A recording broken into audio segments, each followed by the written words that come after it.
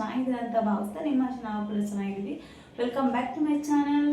ನಾನು ರಮ್ಯಾ. ಈವ್ನಿಂಗಿಂದ ನಾನು ಬ್ಲಾಗ್ನ ಸ್ಟಾರ್ಟ್ ಮಾಡಿದ್ದೀನಿ. ಇವತ್ತು ನನ್ನ ಹಸ್ಬೆಂಡು ಸ್ನ್ಯಾಕ್ಸ್ ತಿನ್ನೋಕ್ಕೆ ಅಂತ ಕರ್ಕೊಂಡು ಹೋಗ್ತಿದ್ದಾರೆ ಹೊರಗಡೆ. ಅಂದರೆ ಅವ್ರು ತುಂಬ ದಿವಸ ಆಯಿತು, ಅವ್ರಿಗೂ ಹುಷಾರಿದೆ, ಹೆಲ್ತ್ ಇಶ್ಯೂ ಇತ್ತು, ಹಾಗೆ ಅದಕ್ಕೋಸ್ಕರ ಎಲ್ಲೂ ಹೋಗಿರಲಿಲ್ಲ. ತುಂಬ ದಿವಸ ಆದಮೇಲೆ ಹೊರಗಡೆ ಹೋಗ್ಬರೋಣಮ್ಮ ಅಂತ ಅಂದಿದ್ರು. ಸರಿ ಅಂತ ಹೋಗೋಣ ಅಂತ ರೆಡಿ ಮಾಡ್ಕೊಂಡೆ. ತುಂಬ ದಿವಸ ಆಯಿತು, ಅವ್ರಿಗೆ ಹೆಲ್ತ್ ಇಶ್ಯೂ ಇರೋದು, ನಾವು ಕೂಡ ಎಲ್ಲೂ ಹೋಗಬೇಕು ಅಂತ ಅಂದ್ಕೊಂಡಿರಲಿಲ್ಲ. ಹಾಗಾಗಿ ಫ್ರೀ ಇದ್ದೀನಿ, ಹೇಗಿರೋ ಲೀವ್ ಹಾಕಿದ್ದೀನಲ್ವಾ. ಆಲ್ರೆಡಿ 4-5 ಡೇಸ್ ಆಯಿತು, ಅವ್ರಿಗೆ ಹುಷಾರಿರಲಿಲ್ಲ, ಹಾಗಾಗಿ ಮನೇಲೇ ಇದ್ದರು. ಹಾಗಾಗಿ ಸರಿ ಇವತ್ತು ಹೊರಗೆ ಹೋಗ್ಬರೋಣ ಅಂತೇಳಿ ಹೊರಟಿದ್ದೀವಿ. ಬನ್ನಿ, ಇವತ್ತು ಎಲ್ಲೆಲ್ಲಿ ಏನೇನು ಕರ್ಕೊಂಡು ಹೋಗೋಂಗೆ ಹೋಗ್ತೀನ. ಸಿಂಪಲಾಗಿ ರೆಡಿಯಾಗಿದ್ದೀನಿ.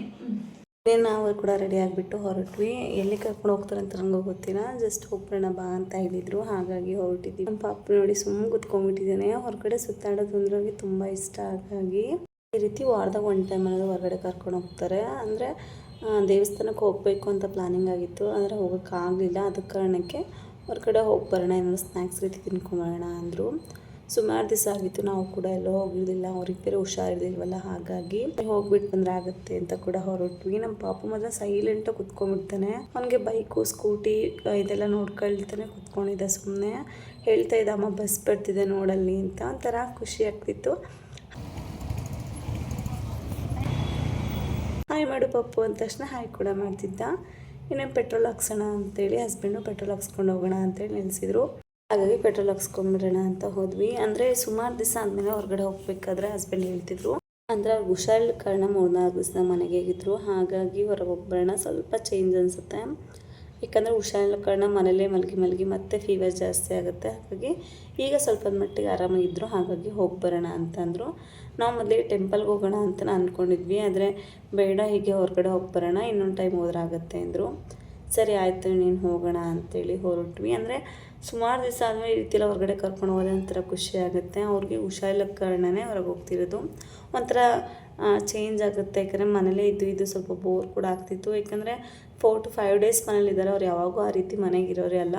ಫೀವರ್ ಇದ್ದರೆ 1 ದಿವಸ 2 ದಿವಸ ಇದ್ಬಿಟ್ಟು ಮಾತ್ರ ಡ್ಯೂಟಿಗೆ ಹೋಗ್ತಾಯಿದ್ರು. ಆದರೆ ಈಗ ಜಾಸ್ತಿ ಫೀವರ್ ಟೈಫಾಯ್ಡ್ ರೀತಿಯಾಗಿರೋದ್ರಿಂದ 4 to 5 ಡೇಸ್ ಮನೇಲಿದ್ದರು. ಹಾಗಾಗಿ ಅವ್ರಿಗೆ ಸ್ವಲ್ಪ ಬೇಜಾರಾಗಿತ್ತು. ಸರಿ ತಿನ್ಕೊಂಡ್ಬಿಟ್ಟು ಹೋಗೋಣ ಅಂತ ಕೂಡ ಗಾಡಿ ನಿಲ್ಲಿಸ್ಕೊಂಡ್ವಿ.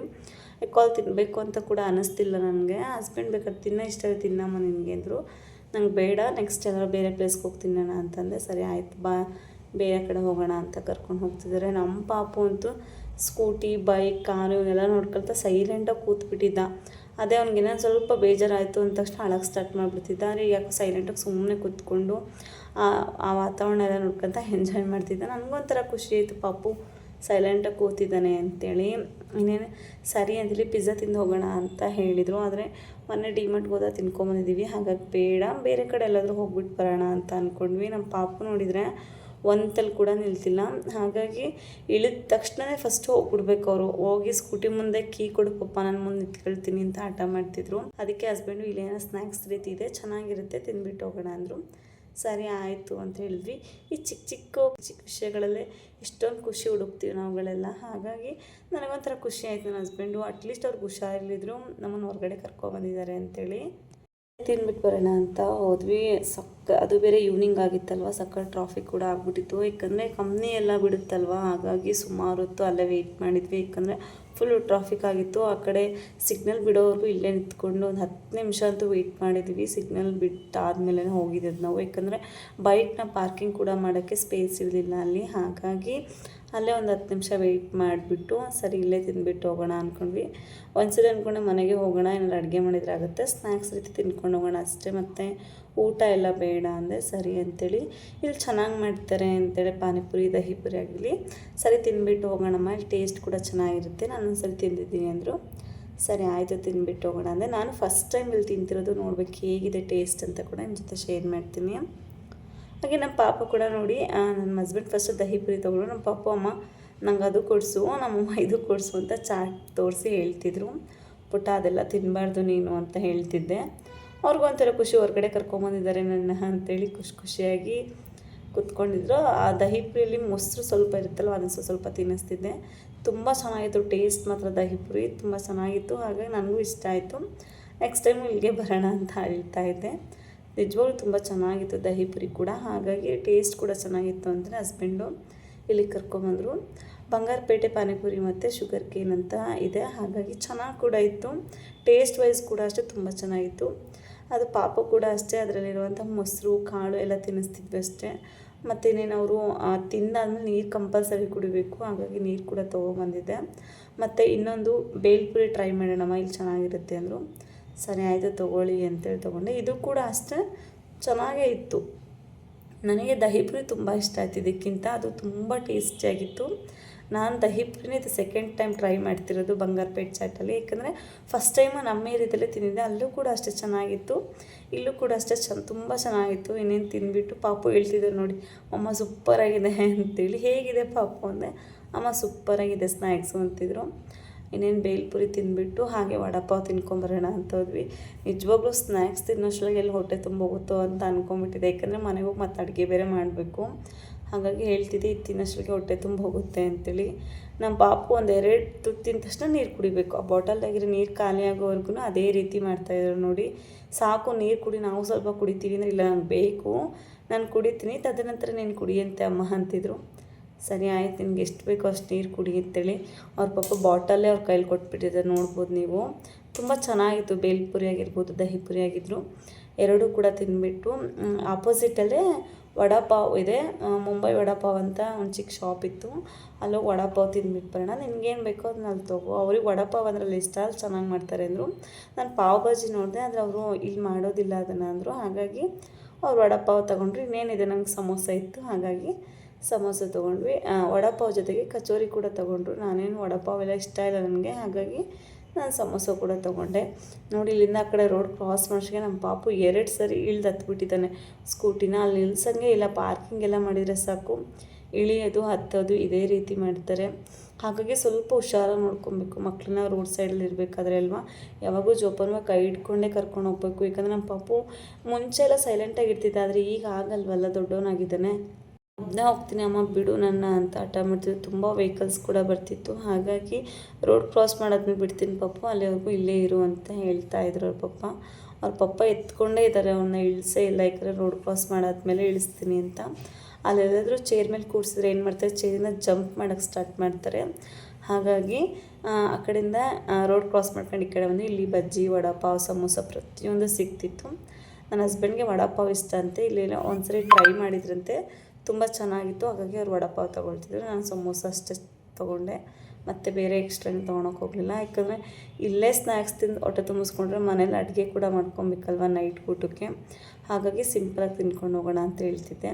ಸರಿ, ನಿನ್ಗೆ ಏನು ಬೇಕು ತೊಗೊಳಮ್ಮ, ಆರ್ಡ್ರ್ ಮಾಡಿ ಬಂದರು. ಇಲ್ಲ ನೀವೇ ಮಾಡಿ ಬನ್ನಿ, ಏನು ಬೇಕು ನೀವು ತೊಗೊಳ್ಳಿ, ನನಗೆ ಸಮೋಸ ಅಷ್ಟೇ ಸಾಕು ಅಂದೆ. ಸರಿ ಅಂತೇಳಿ ಆರ್ಡ್ರ್ ಮಾಡಿಬಿಡ್ತೀನಿ, ಪಾಪುನ ಇಟ್ಕೊ ಅಂದರೆ. ಇವನು ಒಂತಲ್ಲಿ ಕೂಡ ಕೂರಲ್ಲ ನಮ್ಮ ಪಾಪು. ನೋಡಿ, ಆ ಚೇರ್ ಮೇಲೆ ಕೂರಿಸಿದ್ದಾರೆ ನನ್ನ ಹಸ್ಬೆಂಡು, ಅವ್ನು ಕೂರ ಹಾಗೆ ಇಲ್ಲ, ಇಳಿದ್ಬಿಟ್ಟರೆ. ಪಕ್ಕದಲ್ಲಿ ಬೇರೆ ವೆಹಿಕಲ್ಸ್ ಎಲ್ಲ ಓಡಾಡ್ತಿದ್ದಾವೆ, ಹಾಗಾಗಿ ಕುತ್ಕೋ ಪಾಪು ಅಂತ ಹೇಳಿದರೆ ಇಷ್ಟು ಹಠ ಮಾಡ್ತಿದ್ದಾರೆ. ಸರಿ, ಇನ್ನೇನು ಅವ್ರು ಆರ್ಡರ್ ಕೊಟ್ಟು ಬರೋಕ್ಕೆ ಹೋದ್ರು ಅಂತೇಳಿ ಅವ್ರನ್ನ ಕೂರಿಸ್ಕೊಂಡೆ ಒಂದು 10 ನಿಮಿಷ ಮಾತಾಡ್ತಾ ಇದ್ದೆ.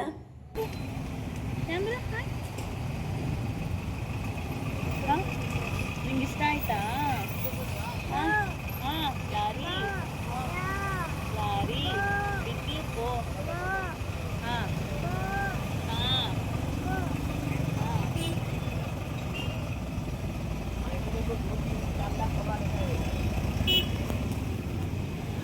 ಅವನು ಎಲ್ಲಿ ಹಿಡೀಲಿ, ಅವ್ನು ನೋಡಿದಿಲ್ಲಿ.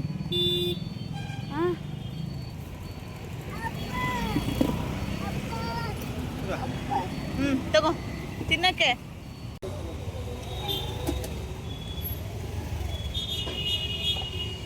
ಏನ್ ಬೇಕು ತಿನ್ನು, ತಗೋ.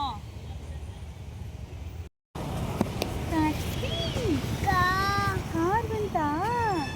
ಸುಮಾರು ಹೊತ್ತಾಯ್ತಲ್ವ ಕಾರ್ ಬಂದು. ಹೋಗೋಣ ಮನೆಗೆ, ನಡಿ ಹೋಗೋಣ. ತೋರಿಸಿದ್ನಲ್ವ ಸಮೋಸ ಕೂಡ ತೊಗೊಂಡಿದ್ದೆ, ಅದು ಖಾರವಾಗಿತ್ತು ಚಟ್ನಿ. ನಮ್ಮ ಪಾಪು ಹಾಗೆ ತಿಂತೀನಿ ಅಂತ ಆಟ ಮಾಡ್ತಿದ್ವು. ಹೊರಗಡೆ ಫುಡ್ ಅಷ್ಟೊಂದು ತಿನ್ನಿಸ್ಬಾರ್ದು ಮಕ್ಕಳಿಗೆ ಅಂತ ಇಷ್ಟು ಹೇಳಿದ್ರು, ಹಠ ಮಾಡೋಕ್ಕೆ ಸ್ಟಾರ್ಟ್ ಮಾಡ್ತಾರೆ. ಇನ್ನೇನು ಸ್ವಲ್ಪ ಕೊಟ್ಟೆ, ಖಾರವಾಗಿತ್ತಲ್ವ, ಹಾಗಾಗಿ ಅವ್ರು ತಿನ್ನಲಿಲ್ವ. ಇನ್ನೇನು ಅವ್ರನ್ನ ಮಾತಾಡ್ಸ್ಕೊಳ್ತಾ ಇದ್ದರೆ ಸುಮ್ಮನೆ ಸೈಲೆಂಟಾಗಿರ್ತಾರೆ. ನಾವೇನಾದರೂ ಮಾತಾಡ್ಸ್ತಾ ಇದ್ದರೆ ಅಳಕ್ಕೆ ಸ್ಟಾರ್ಟ್ ಮಾಡಿಬಿಡ್ತಾರೆ. ನೋಡಿ, ಅವ್ರ ಪಪ್ಪ ಗಾಡಿ ತೆಗಿತಿದ್ದಾರೆ. ಅಮ್ಮ ನಾನು ನಿಲ್ಲಿಸು, ನಾನು ಗಾಡಿಯಲ್ಲಿ ಕೂತ್ಕೊಳ್ತೀನಿ ಅಂತಿದ್ರು. ಸ್ನ್ಯಾಕ್ಸ್ ಎಲ್ಲ ತಿಂದುಬಿಟ್ಟು ಹೊರಡೋಣ ಅಂತ ಹೊರಟ್ವಿ. ನನ್ನ ಹಸ್ಬೆಂಡ್ ಬೈಕ್ ತೆಗೆಯೋಕೆ ಹೋಗಿದ್ರು, ಪಾಪನ ಆಟಾಡಿಸ್ತಿದ್ದೆ. ಕ್ಯಾಮ್ರಾ ಎಲ್ಲ ಓಪನ್ ಮಾಡಿದರೆ ಸುಮ್ಮನೆ ಕೂತ್ಕೊಳ್ತಾನೆ, ಗಲಾಟೆ ಮಾಡೋದಿಲ್ಲ. ಅದೇ ನಾನು ಏನಾದರೂ ಮಾತಾಡ್ತಾ ಇದ್ದರೆ, ಕಾನ್ವರ್ಸೇಷನ್ ಮಾಡ್ತಿದ್ರೆ ಅಮ್ಮ ಸ್ಕೂಟಿಯಿಂದ ಇಳಿಸು, ನಾನು ಇಳಿಬೇಕು ಅಂತ ಹಠ ಮಾಡ್ತಾರೆ. ಅದಕ್ಕೋಸ್ಕರ ಅಂತಲೇ ವೀಡಿಯೋ ಮಾಡ್ತಾಯಿದ್ದೆ ಅಷ್ಟೇ. ಇನ್ನೇನು ಮನೆಗೆ ಕೂಡ ಹೊರಟ್ವಿ. ಅರುಣ್ ಬಂದಿದ್ದೆ 6 ಗಂಟೆಗೆ ಬಂದ್ವಿ. ಮನೆಗೆ ಹೋಗೋಷ್ಟೊತ್ತಿಗೆ 8:30 ಆಗುತ್ತೆ ಅಂತ ಅಂದ್ಕೊಂಡೋದ್ವಿ. ಸ್ವಲ್ಪ ಬೇಗನೆ ಮನೆ ಕೂಡ ರೀಚ್ ಆದ್ವಿ. ಮನೆಗೆ ಒಂದು 7:30ಗೆಲ್ಲ ಹೋದ್ವಿ. ಒಂಥರ ಖುಷಿ ಆಯಿತು. ಯಾವಾಗಾರು ಈ ರೀತಿ ಎಲ್ಲ ಹೊರಗಡೆ ಕರ್ಕೊಂಡೋದ್ರೆ ಒಂಥರ ಎಂಜಾಯ್ಮೆಂಟ್ ಇರುತ್ತೆ, ಮೈಂಡ್ ಕೂಡ ರಿಲೀಫ್ ಅನಿಸುತ್ತೆ. ಯಾವಾಗಲೂ ಮನೇಲಿ ಇದ್ದು ಬೇಜಾರಾಗ್ತಿತ್ತು. ಅಂದರೆ ತುಂಬ ದಿವಸ ಆಯಿತು ಎಲ್ಲೂ ಹೋಗದೆ, ಹಾಗಾಗಿ ಕರ್ಕೊಂಡು ಹೋಗಿದ್ರು ಹಸ್ಬೆಂಡು. ಒಂಥರ ಖುಷಿ ಕೂಡ ಆಯಿತು, ಒಂಥರ ಮನಸ್ಸಿಗೆ ಸಮಾಧಾನ ಅನ್ನಿಸ್ತು, ಒಂಥರ ಎಂಜಾಯ್ ಮಾಡ್ದಂಗೂ ಆಯಿತು. ಚಿಕ್ಕ ಪುಟ್ಟ ವಿಷಯನಾಗಿಲ್ಲ, ಅದರಲ್ಲಿ ಎಷ್ಟು ಖುಷಿ ಇರುತ್ತೆ ಅಂದರೆ ಆ ಖುಷಿನ ಎಂಜಾಯ್ ಮಾಡಬೇಕಷ್ಟೇ. ಆಗಿನ ಮೂಮೆಂಟ್ಗಳನ್ನೆಲ್ಲ ಎಂಜಾಯ್ ಮಾಡ್ತಾ ಇರಬೇಕು, ಅದೇ ಒಂಥರ ಚೆನ್ನಾಗಿರುತ್ತೆ ಲೈಫ್ ಅನಿಸುತ್ತೆ. ಏನೇನು ನೋಡಿ, ನಮ್ಮ ಪಾಪುಗೆ ತುಂಬ ಗಾಳಿ ಬೀಸ್ತಿದೆ ಅಂತೇಳಿ ದುಪ್ಪಟ್ಟ ಹೊಚ್ಚಿದ್ದೀನಿ. ಆ ವಿಡಿಯೋ ಮಾಡೋದ್ರಲ್ಲಿ ನೋಡಿದ್ನಲ್ವ, ದುಪ್ಪಟ್ಟ ಹೊಚ್ಚಿದಾಳೆ ನಮ್ಮಮ್ಮ ಅಂತೇಳಿ ತೆಗೆದು ಎಸಿತಾ ಇದ್ದಾರೆ, ನೋಡ್ಬೋದು. ಚೀರ್ತಾಯಿದ್ರು, ಹೊಚ್ಕೋ ಪಾಪು ತುಂಬ ಗಾಳಿ ಬೀಸ್ತಾ ಇದೆ. ಕ್ಯಾಬ್ ಬೇರೆ ತಂದಿರಲಿಲ್ಲ ಅವ್ರಿಗೆ, ಹಾಗಾಗಿ ಹಾಕಿದರೆ ಬೇಡಮ್ಮಮ್ಮ ನಮಗೆ ಅಂತ ಎಸಿತಾ ಇದ್ದಾರೆ ನೋಡಿ. ಅಲ್ಲ ನೀನೇನು ಬಿದ್ದೋಗ್ತೀಯಾ? ನಾನು ಹಿಡ್ಕೊಂಡಿದ್ದೀನಿ ತಾನೇ. ಹಾಂ, ಆದರೂ ಪಪ್ಪನ ಹಿಡ್ಕೊಂಡಿದ್ಯಾ ನೀನು? ಬಿದ್ದೋಗ್ತೀಯಾ ನೀನು? ಬಿದ್ದೋಗ್ತೀನೋ ಪಪ್ಪ? ಬಿದ್ದೋಗ್ತೀಯಾ? ಅಮ್ಮ ಸಚಿನ್ ಎಷ್ಟು ಗಟ್ಟಿಯಾಗಿ ಇಟ್ಕೊಂಡಿದ್ದಾರೆ ಗೊತ್ತೇನ್ರಿ ನಿಮ್ಮನ್ನು? ಸಚಿನ್ ಅವರೇ ನೋಡಿ, ನಾನು ಇಲ್ಲಿ ಇದ್ರೂ ಕೂಡ ಪಪ್ಪನ ಯಾವ ರೇಂಜಿಗೆ ಇಟ್ಕೊಂಡಿದ್ದಾರೆ ಅಂತ. ಬಿಡು ಪಪ್ಪ, ನಾನು ಇದೀನಲ್ವಾ, ಇಟ್ಕೊಳ್ತೀನಿ. ಆಗ ಇಟ್ಕೊಳಪ್ಪ ಪಪ್ಪನ. ಅಮ್ಮ ಬೇಕಾ? ಅಮ್ಮ ಇದಲ್ಲ ಅಲ್ಲಿ ಅನಿಸ್ತಿದೆ ಎಲ್ಲನೂ ಅಲ್ವಾ? ಖುಷಿ ನಿಂತ್ಕೊಂಡ್ಬಿಟ್ಟಿದ್ದಾನೆ. ಖುಷಿ ಖುಷಿ ಖುಷಿ ಖುಷಿ ಖುಷಿ ಖುಷಿ ಖುಷಿ ಖುಷಿ ಖುಷಿ. ಸೈಲೆಂಟಾಗಿ ಕೂತ್ಕೊಂಡಿದ್ದು, ಸಡನ್ನಾಗಿ ನಿಂತ್ಕೊಂಡು ನಂಗೆ ಕಾಣಿಸ್ತಿಲ್ಲ ಅಲ್ಲಿ ಲಾರಿ ಹೋಗ್ತಿದೆ ಅಂತ ನಿಂತ್ಕೊಂಡು ಸರಿ ತೋರಿಸೋಣ ಅಂತ ಅನ್ನಿಸ್ತೆ. ಸ್ವಲ್ಪ ಕೇರ್ಫುಲ್ಲಾಗಿ ನೋಡ್ಕೊಬೇಕು, ಯಾಕಂದರೆ ನಿಂತ್ಕೊಂಡಿರ್ತಾನಲ್ವ, ಆ ಕಡೆ ಈ ಕಡೆ ಮೂಮೆಂಟ್ ಆಗಬೇಕಾದ್ರೆ ಕೂತ್ಕೊಳ್ತೀನಿ ಅಂತ ಹಠ ಮಾಡೋಕ್ಕೆ ಸ್ಟಾರ್ಟ್ ಮಾಡಿಬಿಡ್ತಾನೆ. ಅವ್ನಿಗೆ ಒಂಥರ ಖುಷಿ ಈ ಥರ ನಿಂತ್ಕೊಂಡು ಎಲ್ಲ ಸರೌಂಡಿಂಗ್ ವೆಹಿಕಲ್ಸು ಎಲ್ಲ ನೋಡೋದಕ್ಕೆ. ಏನೋ ಕೂರಿಸ್ತೀನಿ ಅಷ್ಟರೊಳಗಡೆ ಶೂ ಕೂಡ ಬೀಳಿಸ್ಕೊಂಬಿಟ್ಟು ಅರ್ಧ ದಾರಿಯಲ್ಲಿ ನೋಡಿ. ಅದನ್ನು ತೊಗೊಂಬರೋಕ್ಕೆ ಮತ್ತೆ ಸ್ಕೂಟಿ ನಿಲ್ಲಿಸ್ಬಿಟ್ಟು ನಾನೇ ಹೋದೆ.